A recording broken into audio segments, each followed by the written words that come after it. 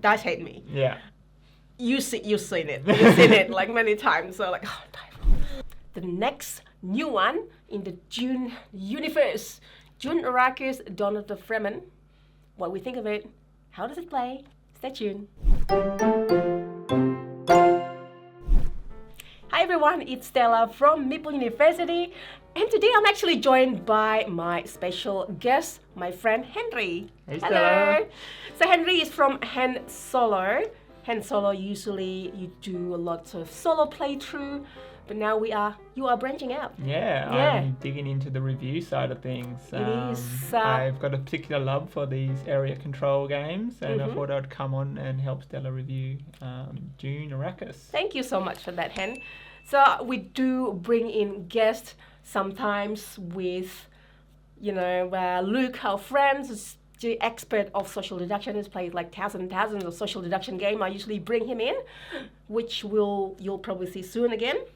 Henry is more like the expert and like his type of game as well. Yeah. So why not bring you in? And plus, you are part of Meeple University now. Yeah. Yeah, so might as well do this.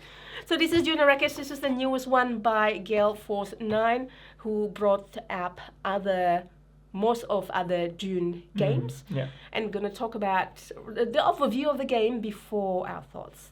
So take it, Henry. So in Dune Arrakis, we are vying for control of the planet Arrakis. We are various tribes. So basically, we've just become free men. We've escaped from our sort of owners, and we're settling on these new lands. And we're each controlling a tribe, and we're trying to fight for control over the land and occupy the best space. And this set before the Dune movie, right? Yeah, it's set before. So this is sort of how the Fremen sort of formed their tribe on Dune. Got it. So at the beginning of the game, the map sort of starts looking like this. It's actually none of these on the board as well. So the game board is completely blank. No icons or iconography to speak of. And together, and it just stays like this. This is the whole game. That's it. Kidding. Okay. And basically, the game starts. You sort of like do a joint setup as the intro of the game. So you're going to start by creating these cliffs and these desert sort of natural barriers that are going to form additional borders on this map. Cool. Normally, the drum sand is the one area of the desert that no one can enter. And all these other territories are free space. Whether at the start we'll roll a dice, whatever result we get, this is how many cliffs we put out onto the board. So these are going to blocking the area. We do these in turn order, and we're just going to be blocking areas like so. Once we've placed the number rolled on the dice, we will then proceed to, in turn order, place down these resource sites. And these will show where precious resources are going to be getting produced during the game. So one player at a time. Or so these are So these we're sort of going to be fighting over control for these resources, and these resources are going to be bringing us 4 of the core precious resources of Dune, which are food, water, spice, and sandworm teeth. And these are used for making the scythe knives that they use. So it's like quite like how they produce their weapons. So nice. Yeah. That's nice. So once we've, I believe, 11 of these resource production sites will be placed on the board. They'll all be placed face down, and we'll flip them all over and find out where they all are. After we've done that, we'll then be taking it in turns to place our warriors and to fill up the board. And obviously, people are going to be trying to snuggle up these resource sites straight away. And we're going to have. So if you're playing with more than 2, the game's 2 to 4 players. So we'll take it in turns, putting these guys out. So he'll probably go over here. I might go here. And so on. And you want to be trying to create strong bonds, because you sort of the more adjacent areas that you have next to each other, sort of they help each other out in fights. By also trying to make sure you get as many resource things as you can. So there's a fair bit of tactics in here, and you really got to. It's quite important that you really sort of place well, and you sort of want to be taking the precious spots, but also creating yourself a little base somewhere. The game then proceeds over these 6 phases. Yep. And I'll just have it up on the board here. Hope you can see that okay. And you'll just go from top to bottom here. And phases, most of the phases will happen every round, but there's a chance that some phases will be skipped over as you go. So I'll just go for each of the phases.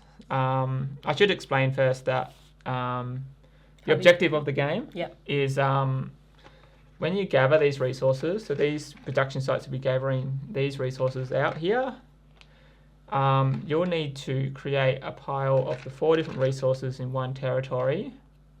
And then in this development phase, you can trade 4 resources of the same type into one of these of the different type stitches. Sorry if I'm saying that wrong, but these stitch 4 different resources. Yes, 4 different types or 4 spice. Because so spice is kind of like a wild.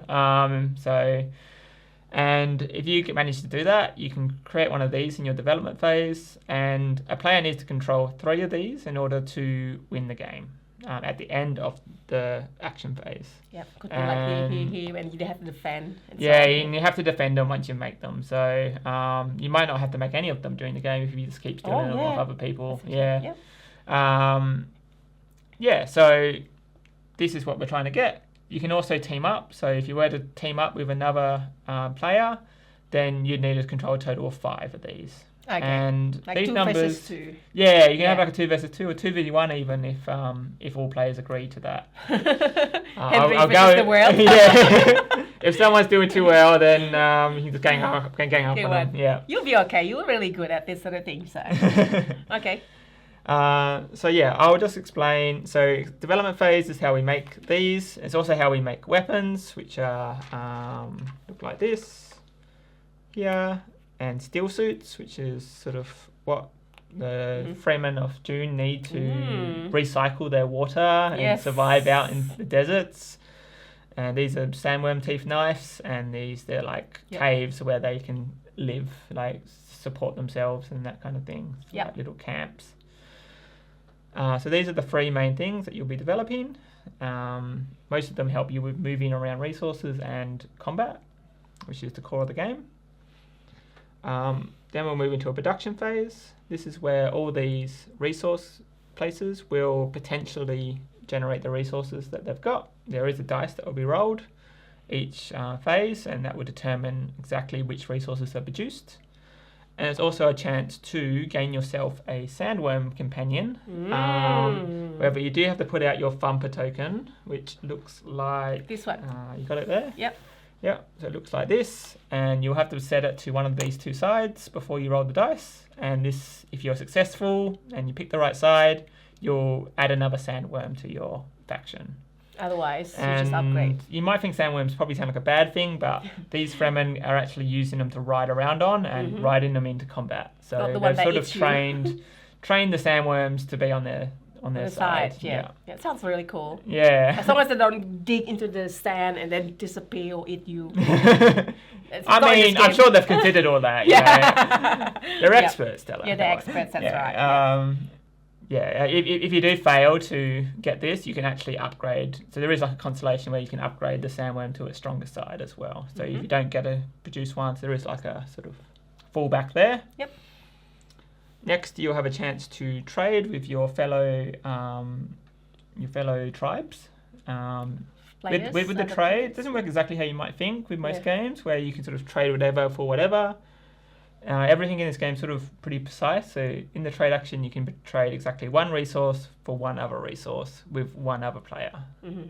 And you do this in turn order. So hopefully you can find someone to trade with or not trade with if you want, and then it will go around in the circle. And once everyone's done 1 successful trade or not, that round will end. Might not happen when the die rolls. Yes, that's correct. So when it's got these little circle icons on here, we always roll the dice.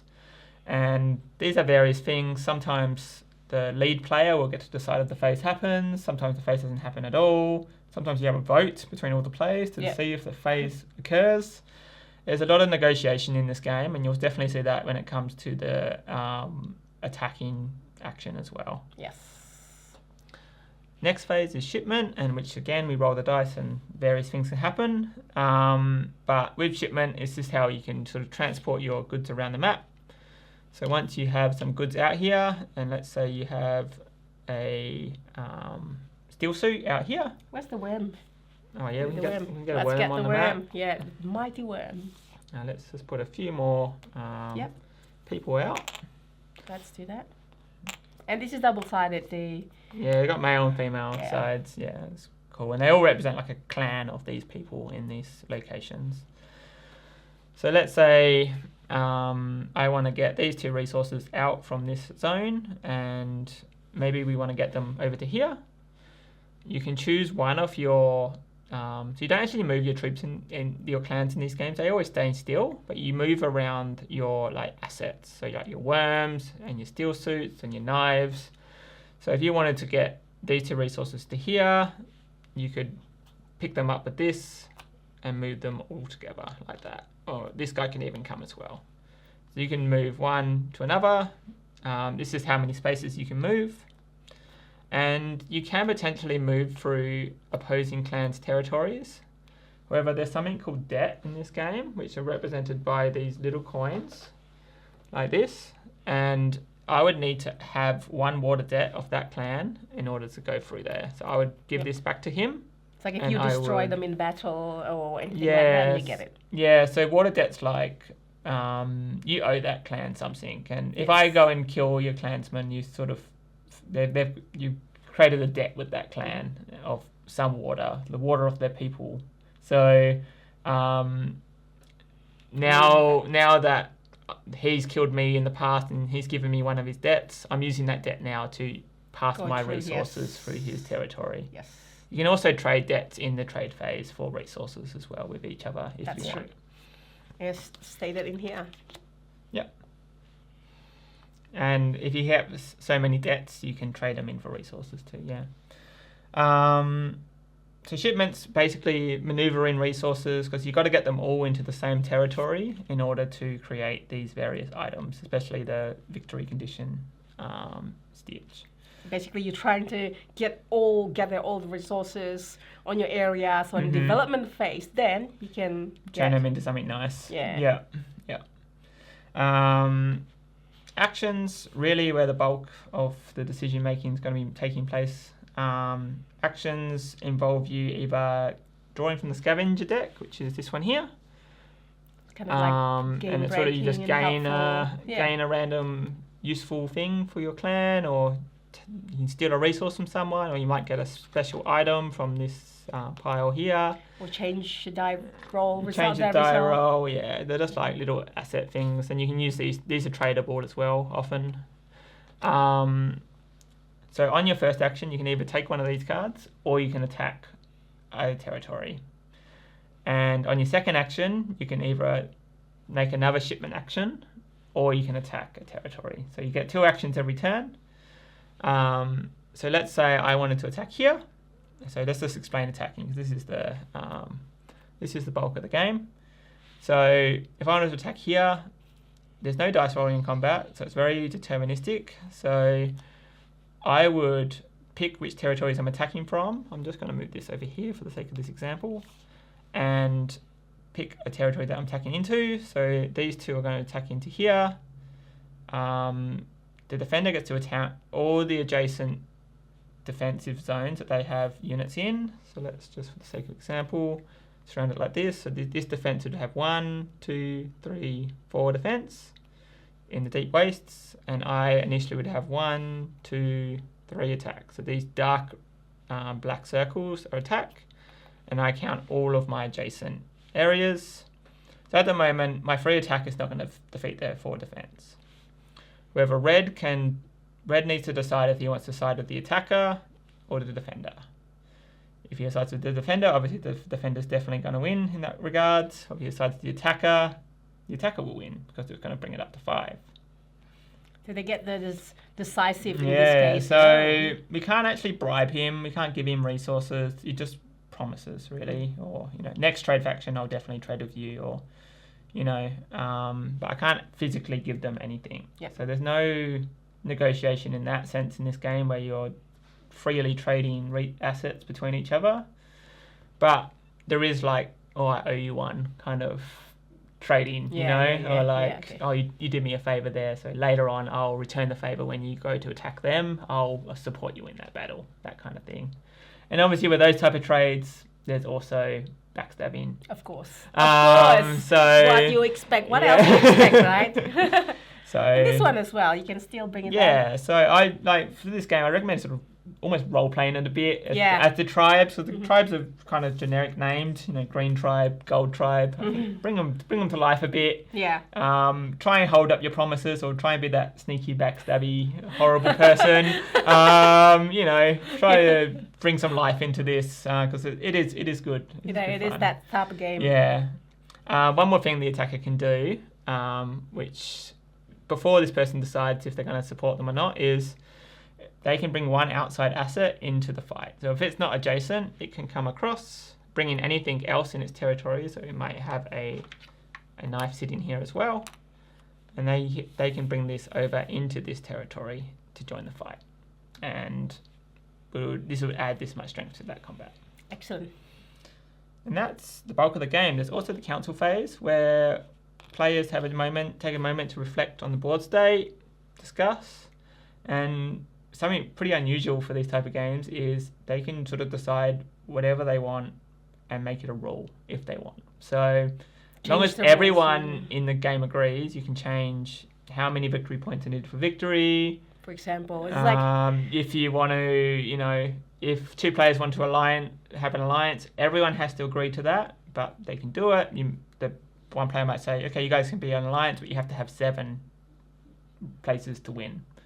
And they're like, okay, if they agree to that, then now their new victory condition is they have to have 7. The sky is the limit, right? Yeah, that's it. And you can change whatever rule of the game you want. The rulebook says, you want to add dice rolls to combat, go ahead.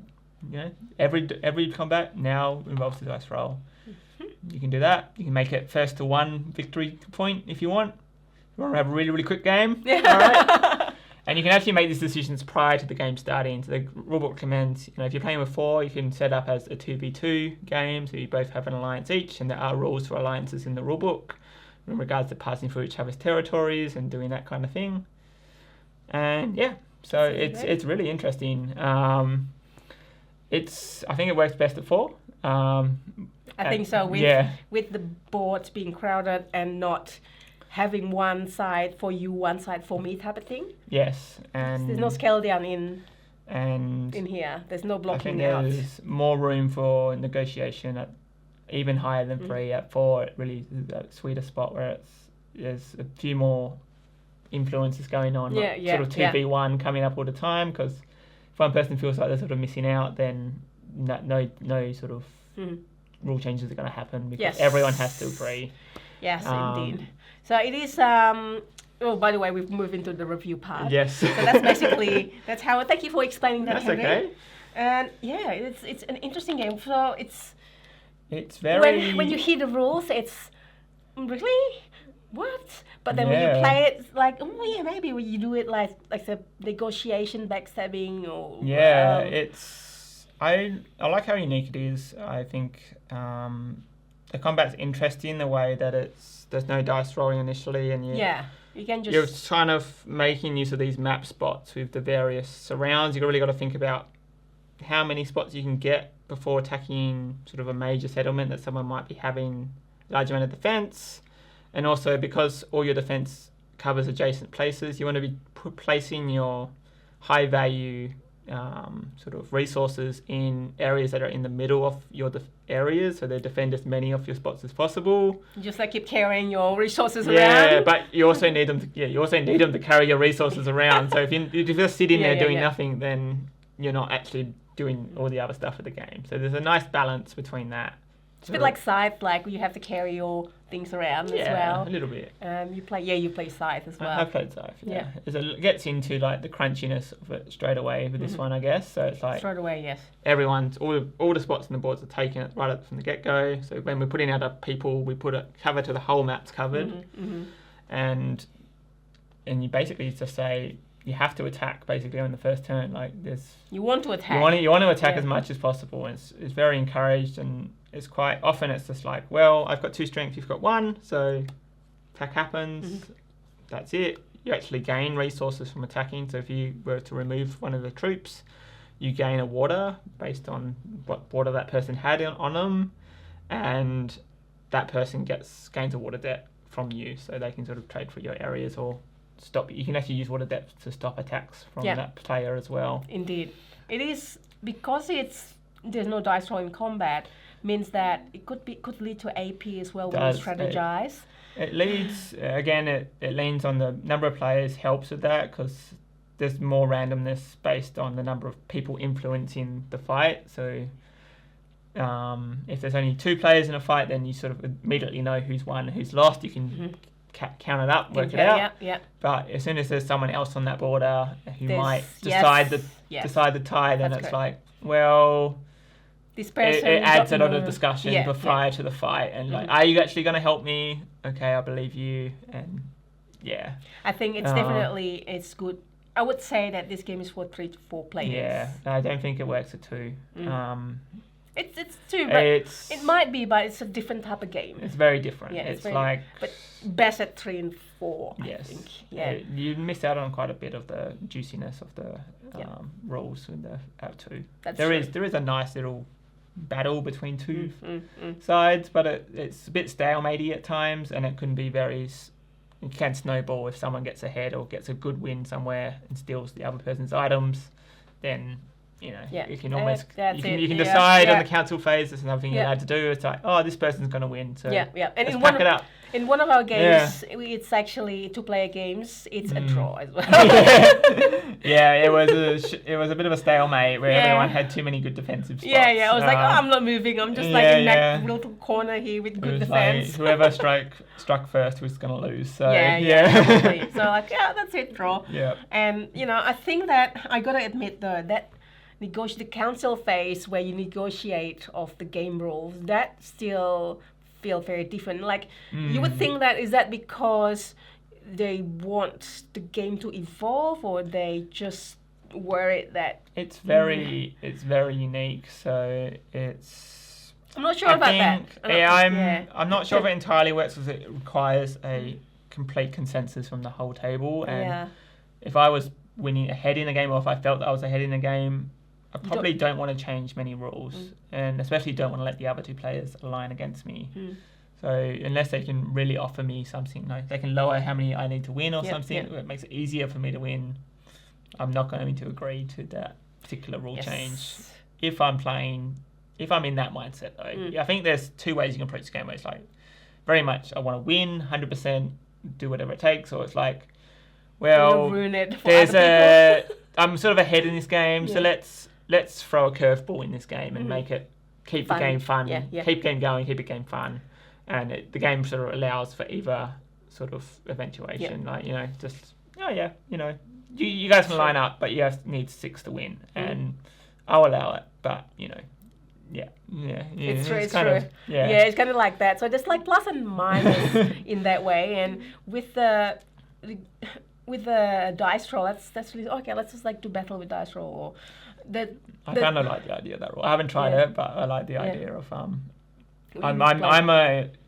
I like dice rolls in my war games. Well, it tells you good. Henry usually rolls good. Like what's mostly like I hate dice. Like I swear, dice hate me. Yeah.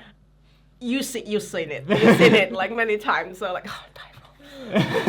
I got that card from the scavenge card that was sweet that I can change the face dice roll. You can pick which one you wanted. I think I'm reasonably lucky with dice. I know. Or maybe everyone else is just cursed a lot first, and I'm average, but everyone else is just terrible. So. I mean, the other day, Tarrant was explaining a game. It's like doing how to play a game, and then it rolls the dice, and it's like 666. Like this is why I always lose. I was like, it's easy, Stella. I don't know how you find it so hard.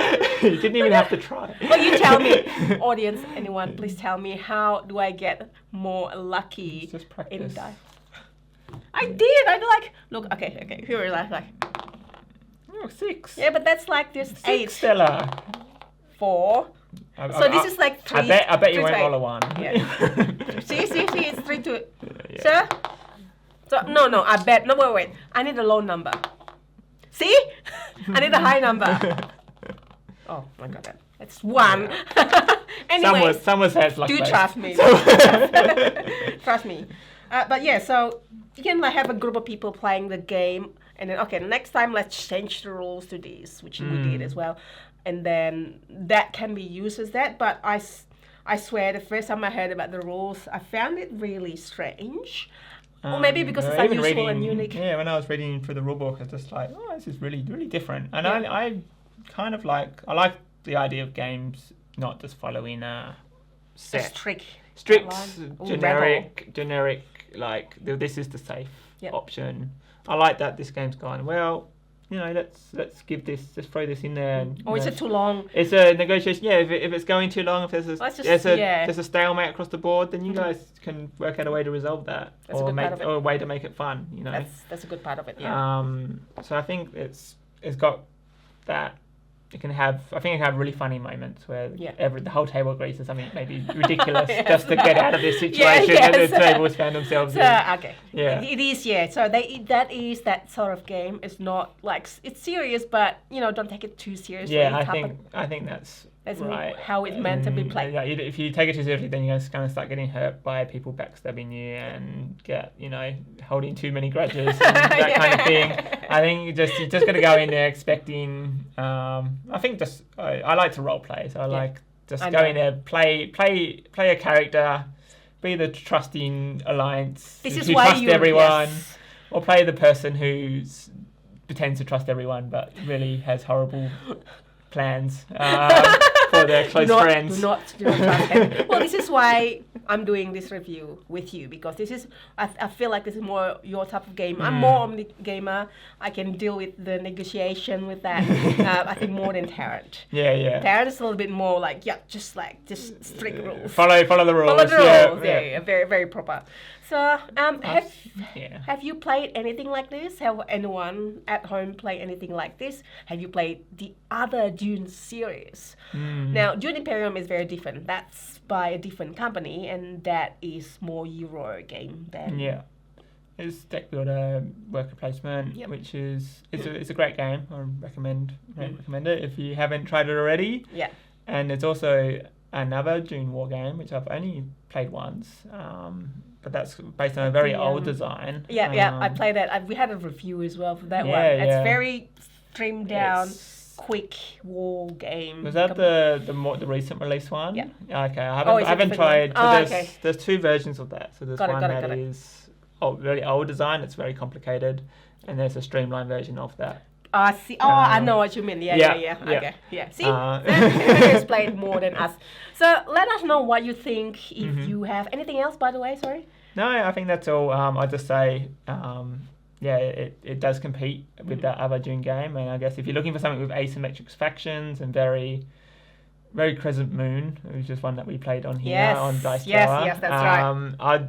Crescent Moon's the most recent example of a game that plays like that Dune one that I've played, where all the players have a special thing that they do. Yeah. And it's like, you're in control of the troops, I'm in control of the trade. That's more asymmetric though. Yeah, very asymmetric, that Dune game. And it's based on the whole current world of Dune, rather like all the different factions, rather than like a pre-log to the books. So. There you go. So have you played that? Let us know what you think. And thank you for doing the review. There are more coming, I'm sure. Hopefully. So let us know as well if you want even Henry to review a particular thing. So maybe we'll try. Right, Hen? Yes? Yeah. And thank you so much for watching, everybody. If you like us to do more of these type of videos, please hit the like button and comments and subscribe and hit the bell. I'm also on Instagram, and Henry can be found on Instagram, hen_solo_boardgame. Find Henry there too, or here in Meeple University. And hopefully we'll see you next time. Thanks for watching. Thanks. See ya.